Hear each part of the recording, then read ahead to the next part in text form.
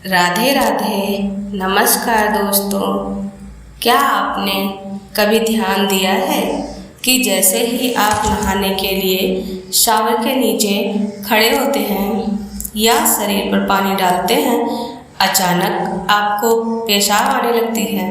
बहुत से लोग इसे बिल्कुल सामान्य मानते हैं, कुछ लोग इसे आदत कहकर नज़रअंदाज कर देते हैं। लेकिन क्या आपने कभी सोचा है कि सनातन धर्म में स्नान को इतना पवित्र क्यों माना गया है?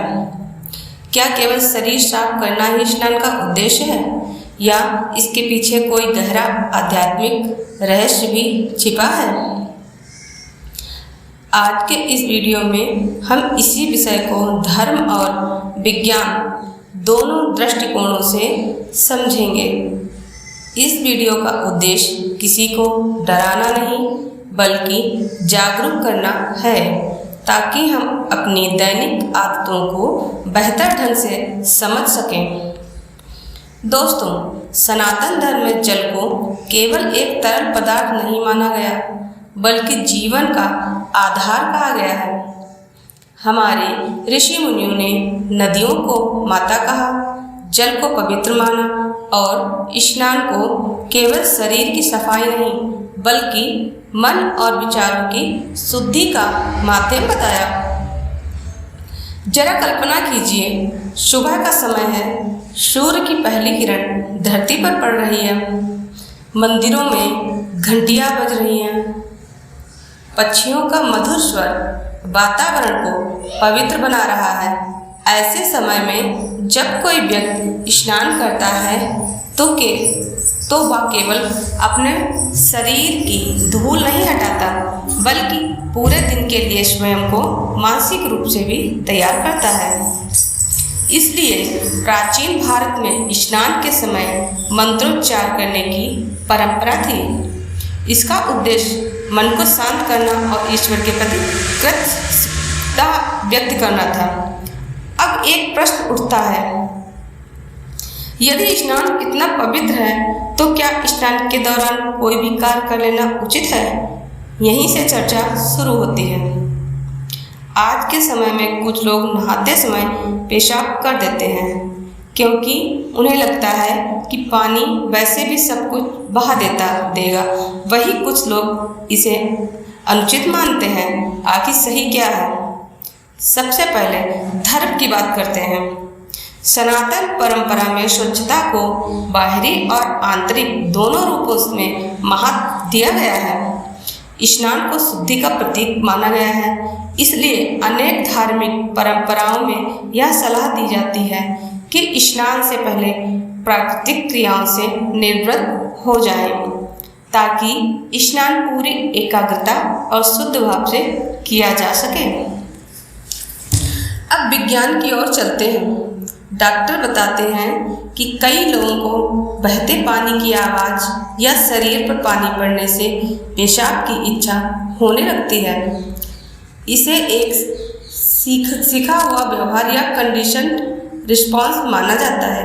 इसका अर्थ यह नहीं कि शरीर में कोई बड़ी बीमारी है, लेकिन यदि आदत बन जाए तो व्यक्ति का मस्तिष्क हर बार पानी देखते ही वही प्रतिक्रिया देने लगता है। यानी विज्ञान इसे एक व्यावहारिक पैटर्न मानता है, जबकि धार्मिक दृष्टि से स्नान को अनुशासन और पवित्रता से जोड़कर देखा जाता है। यही कारण है कि अनेक लोग सलाह देते हैं कि स्नान से पहले शौचालय का उपयोग कर लेना बेहतर होता है।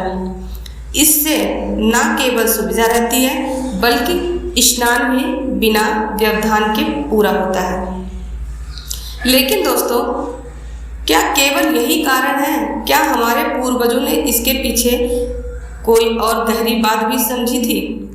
आगे के भाग में हम जानेंगे कि स्नान को आध्यात्मिक साधना क्यों कहा गया, जल को देव तुल्य मानने का क्या अर्थ है, और कैसे छोटी छोटी आदतें हमारे दैनिक अनुशासन को प्रभावित कर सकती हैं। वीडियो को अंत तक जरूर देखिए, क्योंकि आगे आने वाली बातें आपको सोचने पर मजबूर कर देंगी। दोस्तों, अब सवाल उठता है कि आखिर सनातन धर्म में जल को इतना पवित्र क्यों माना गया है? क्या यह केवल एक धार्मिक परंपरा है या इसके पीछे कोई गहरा आध्यात्मिक और वैज्ञानिक अर्थ भी छिपा हुआ है? हमारे ऋषि मुनियों ने हजारों वर्ष पहले कहा था, जल ही जीवन है। आज आधुनिक विज्ञान भी यही मानता है कि जल के बिना पृथ्वी पर जीवन की कल्पना संभव नहीं है। इसलिए भारतीय संस्कृति में जल का सम्मान केवल एक परंपरा नहीं बल्कि जीवन जीने का संस्कार है। सुबह उठते ही स्नान करने की परंपरा इसलिए बनाई गई ताकि मनुष्य आलस्य छोड़कर एक नई ऊर्जा के साथ दिन की शुरुआत करे। जब शरीर पर शुद्ध जल पड़ता है तो केवल शरीर ही नहीं, मन भी ताजगी का अनुभव करता है। इसी कारण मंदिर में प्रवेश करने से पहले हाथ पैर धोने या स्नान करने की परंपरा बनाई गई है। अब जरा एक बात पर ध्यान दीजिए, जब हम किसी मंदिर में प्रवेश करते हैं तो जूते बाहर उतारते हैं। ऐसा इसलिए नहीं कि भगवान को जूतों से कोई समस्या है, बल्कि इसलिए कि हम अपने भीतर सम्मान और अनुशासन की भावना पैदा करें। उसी प्रकार स्नान भी केवल शरीर धोने की प्रक्रिया नहीं बल्कि स्वयं को शुद्ध और अनुशासित करने का अभ्यास माना गया है। इसलिए कई परंपराओं में कहा जाता है कि स्नान से पहले प्राकृतिक क्रियाओं से निवृत्त हो जाना चाहिए ताकि स्नान के समय मन पूरी तरह शांत रहे और बीच में व्यवधान न आए। यह एक व्यावहारिक और स्वच्छता से जुड़ी सलाह है। अब आइए विज्ञान की ओर चलते हैं। विशेषज्ञ बताते हैं कि जब शरीर पर ठंडा या बहता हुआ पानी पड़ता है तो कुछ लोगों के मूत्राशय की प्रतिक्रिया बदल सकती है। कई बार बहते पानी की आवाज़ या पानी का स्पर्श मस्तिष्क को संकेत देता है कि अब मूत्र त्याग करना है। यदि यह बार बार दोहराया जाए तो यह एक आदत बन सकती है। यानी अगर कोई व्यक्ति हर बार नहाते समय ही पेशाब करता है तो उसका मस्तिष्क धीरे धीरे इस स्थिति को सामान्य मानने लगता है। बाद में केवल पानी की आवाज़ सुनकर भी उसे पेशाब की इच्छा हो सकती है।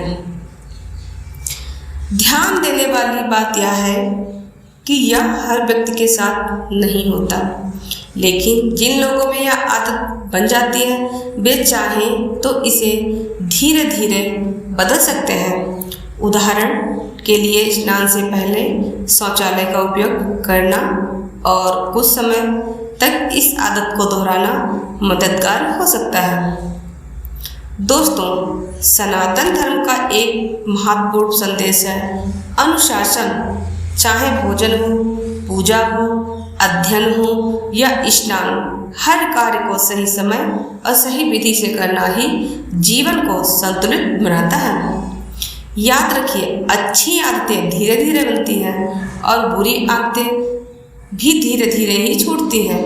लेकिन क्या केवल अनुशासन की बात है या स्नान के समय कुछ ऐसी गलतियां भी होती हैं जिन्हें हमारे पूर्वजों ने करने से मना किया था? क्या बाल्टी या स्नान घर की साफ सफाई का भी कोई आध्यात्मिक और स्वास्थ्य संबंधी महत्व है? क्या सुबह का स्नान और शाम का स्नान अलग अलग प्रभाव डालते हैं? इन सभी प्रश्नों के उत्तर हम अगले भाग में विस्तार से जानेंगे, इसलिए वीडियो को अंत तक देखते रहिए क्योंकि आगे की जानकारी आपके दैनिक जीवन में बहुत काम आने वाली है। दोस्तों, अब तक हमने धर्म और विज्ञान दोनों की दृष्टि से इस विषय को समझा। अब सबसे महत्वपूर्ण बात यह है कि हमें अपने जीवन में क्या अपनाना चाहिए। सबसे पहले यह याद रखिए कि नहाते समय पेशाब करना अपने आप में कोई ऐसा काम नहीं है जिसके बारे में यह कहा जा सके कि इससे निश्चित रूप से दुर्भाग्य, दरिद्रता या ईश्वर का क्रोध आएगा।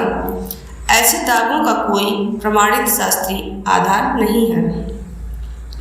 लेकिन स्वच्छता, अनुशासन और स्नान की पवित्रता का सम्मान करना हमारी परंपरा का महत्वपूर्ण हिस्सा है। हमारे ऋषियों मुनियों ने हमेशा सिखाया है कि मनुष्य की पहचान उसके संस्कारों से होती है।